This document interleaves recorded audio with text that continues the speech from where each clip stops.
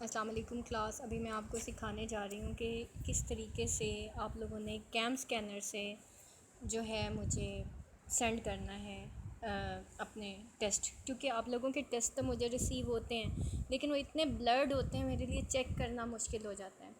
दूसरी चीज़, वो organised form में मेरे पास नहीं आते, तो जब ऑर्गेनाइज नहीं होता तो मुझे बिल्कुल भूल जाता है कि मैंने अभी कौन सा पेज नंबर चेक किया था, उसमें क्या था, और उसको लिंक करना दूसरे के साथ बहुत मुश्किल हो जाता है। ये आप कैम स्कैनर के ऊपर पहले टिक क्लिक करेंगे, उसको डाउनलोड कर लें पहले आप।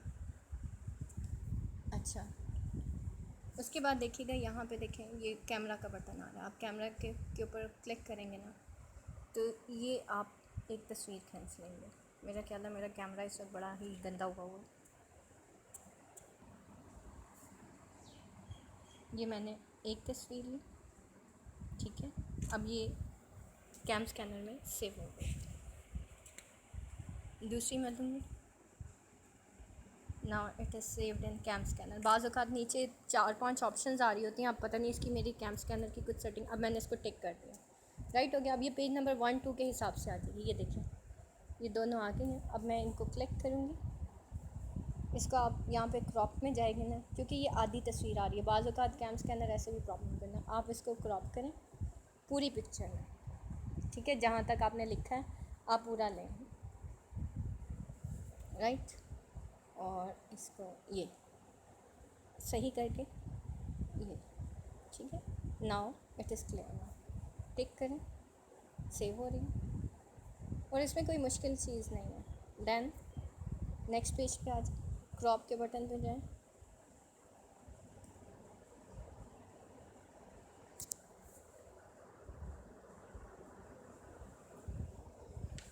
प्रोसेसिंग हो गई, राइट। इसको यूँ किया मैंने, पूरा ये पेज सेलेक्ट किया, क्योंकि बाज़ों का स्टूडेंट सेलेक्ट नहीं करते, आधी आधी तस्वीरें भेज देते हैं। And now just see it is much clearer. वैसे ये फ़ोटो स्टेट है तो फ़ोटो स्टेट, और मेरे कमरे की लाइट्स भी ऑन है, तो अगर लाइट्स कम हो, डिम हो, तो उसमें ज़्यादा अच्छा एक इमेज आता है। तो बहरहाल ये मैंने सेव कर लिया। अब ये फ़ाइल जो है वो मेरी सेव हो गई है। इसको रीनेम ज़रूर किया करें।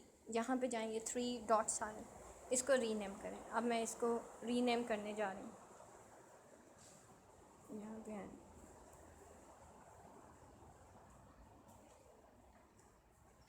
अच्छा खैर यहाँ पे तो पेज नेम आ रहा है, यहाँ की ज़रूरत नहीं है।